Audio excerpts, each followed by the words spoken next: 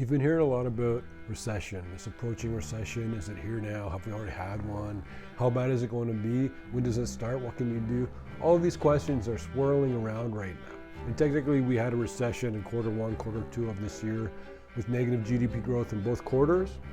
But then they said, well, unemployment rate is too low, so it doesn't count. So anyways, I'll give them that. Granted, the unemployment rate is incredibly low. I'll show you a chart of it in this video. But I was wondering about it because it feels like we're in a recession already. You see the lineups at stores are shorter, fewer people are at restaurants, fewer people are spending money on taking overseas vacations. In general, small businesses are feeling the pinch where consumers, which is the majority of the US economy, are cutting back on spending. You're seeing the velocity of money at almost anemic levels. Everything feels like it's slowing down. Worldwide too, but especially we're talking about in America in this video. A lot of people are talking about this rolling recession where it's hitting different parts of the economy at different times. What I'm going to do is take it from the perspective of a rolling return to reality.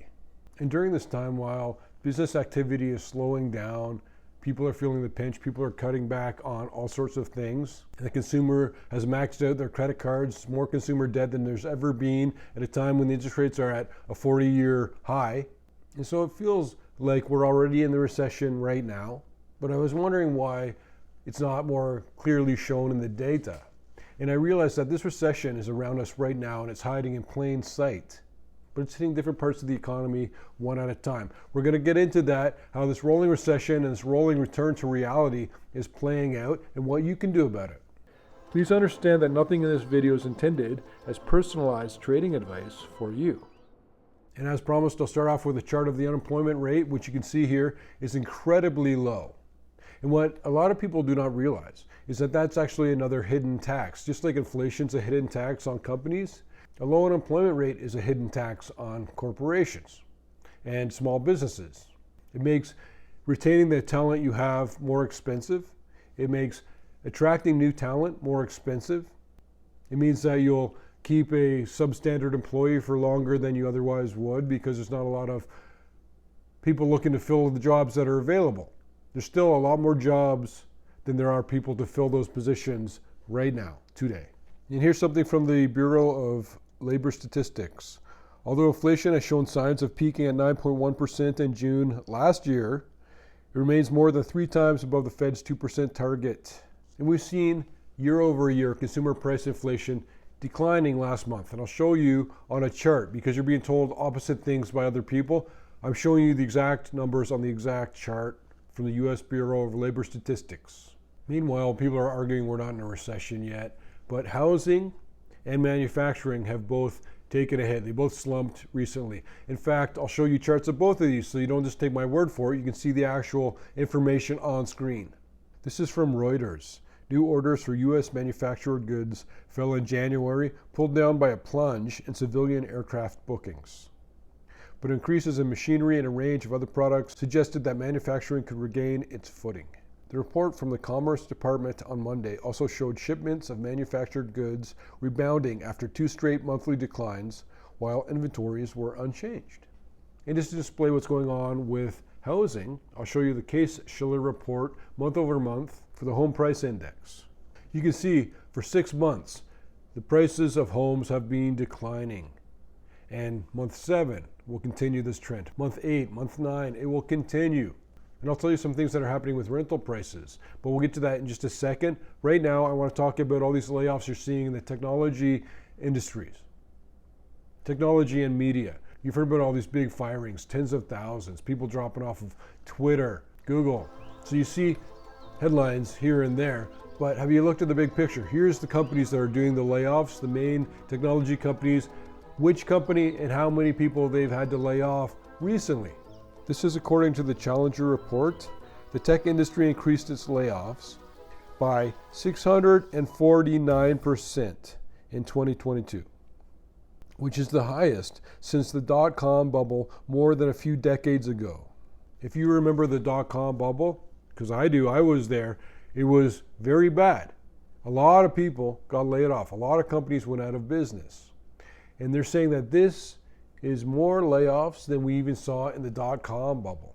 More tech employees were laid off in 2022 than in 2020 and 2021 combined. And as promised, I want to talk a little bit about rental prices. And I'm going to quote rental prices in America, which are coming down in most major cities. And I'll compare it to Canadian prices, which are on the rise.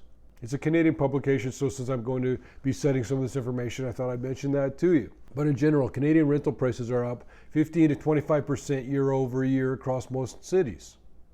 But in America, across most major cities, rental prices are down 3.5% from the year before.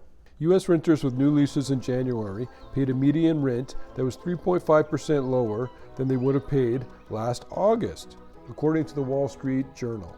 Rents have fallen every month over their 6-month period for the first time in 5 years. And what's next? Rental prices will continue to decline, and it'll be exacerbated by the decline in real estate. The two are linked, they're connected. They're like cousins, not siblings. But listen to this part, it's very important. The Wall Street Journal cited CoStar Group and Corporation data that forecast the biggest delivery of new supply since 1986, and that 500,000 new apartments are coming online in 2023.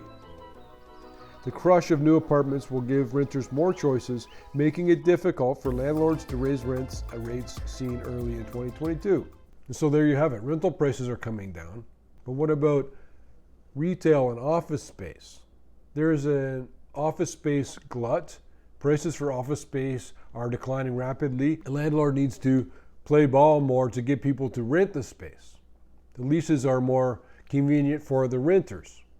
There's a lot of empty office space in places like San Francisco, which is what I was talking about in that recent video that I'll put on screen right now. Make sure you check out that video after this. And they're citing some things that are making it difficult for landlords to rent out office space, such as an aging labor force and the hybrid work from home kind of mentality that happened with this big pandemic that we all faced. And that was the reason a lot of us are not seeing this recession. It's hiding in plain sight. It's happening now. It's just happening at different points in different sectors. It's kind of like a water bed.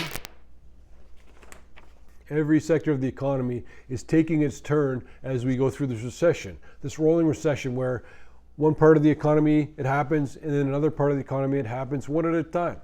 The housing market is having the recession now in terms of rentals and now in terms of mortgages too. Consumers, for the most part, have already been feeling the effects of the recession big time. They've cut back on spending quite a lot. They're living off of debt now. And I am kind of nervous to see what's going to happen now with these higher interest rates. I don't think people yet realize how bad it's going to be.